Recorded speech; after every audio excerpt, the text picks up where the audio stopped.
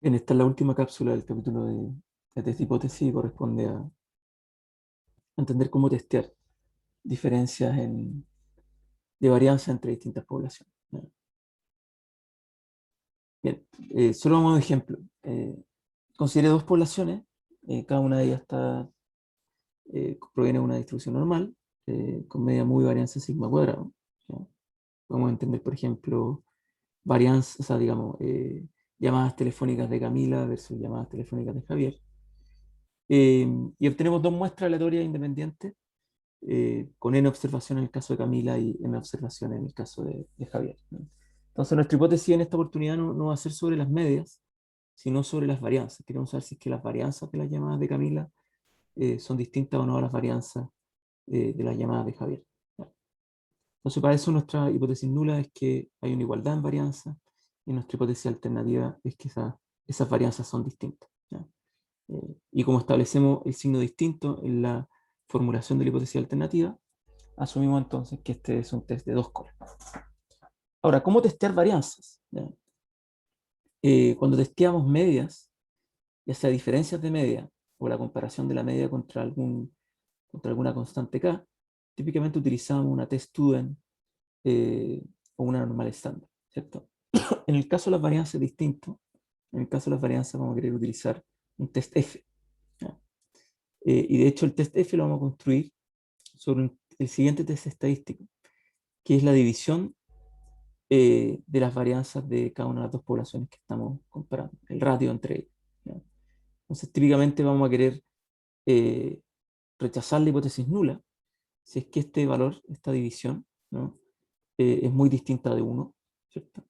Eh, o 0 si no. O sea, si es que no es muy distinta de 1, entonces no tenemos suficiente evidencia para rechazar la hipótesis nula. Ahora, ¿cuál podría ser una forma funcional eh, que nos ayude a poder construir un test para este estadístico de división de varianza?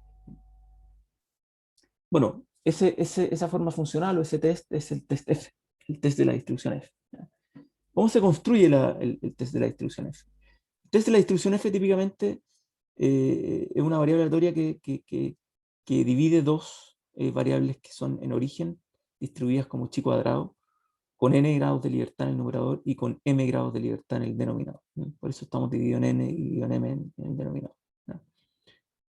Así es como se construye típicamente un test F. Ahora, la pregunta es cómo logramos, a partir de este estadístico en particular, construir una variable aleatoria F. Eso es lo que vamos a hacer a continuación.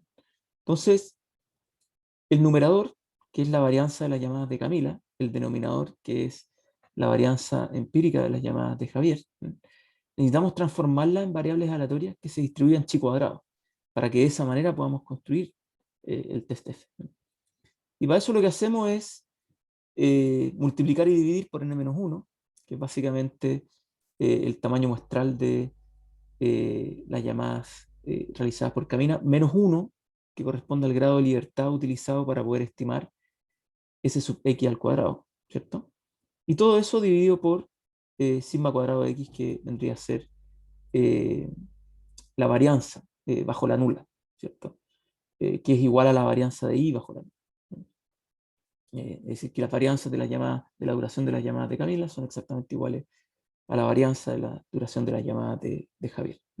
Entonces hago eso en el numerador, hago eso en el denominador, y yo sé que esta expresión de acá se distribuye chi cuadrado con n-1 grados de libertad.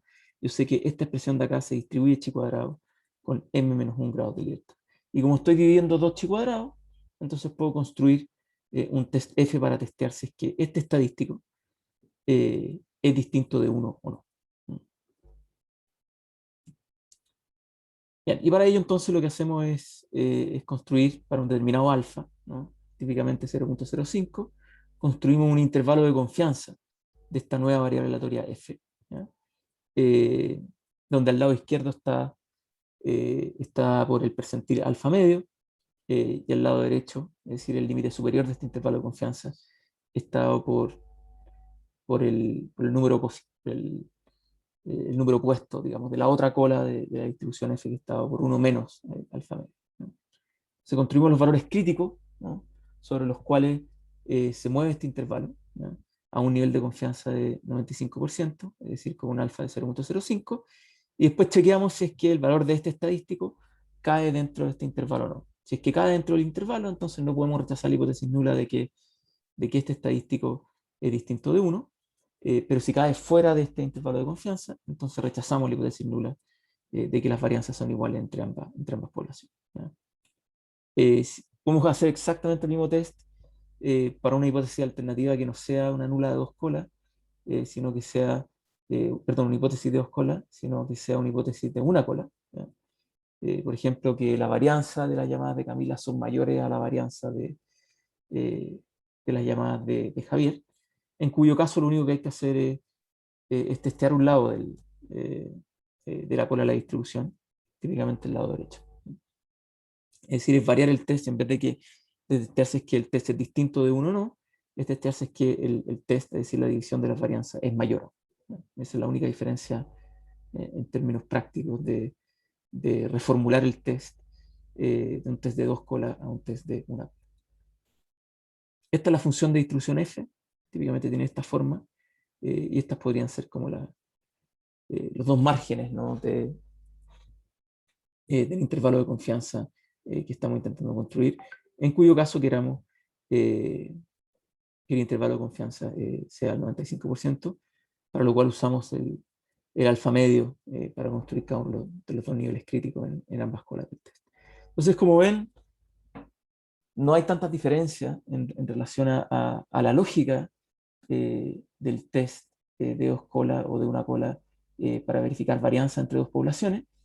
Sin embargo, la función de distribución, desde la cual extraemos los valores críticos para construir los intervalos de confianza, en este caso una distribución f, que es distinta a la distribución normal estándar o a la distribución t, que típicamente utilizamos ya sea para comparar medias entre dos poblaciones o para testear si es que una media es mayor o menor a un determinado valor crítico. Hasta aquí llegamos entonces con el capítulo de test de hipótesis. Desde la próxima semana en adelante ya comenzaremos a ver eh, análisis de regresión, que diría, diría yo el plato fuerte de este curso de estadística.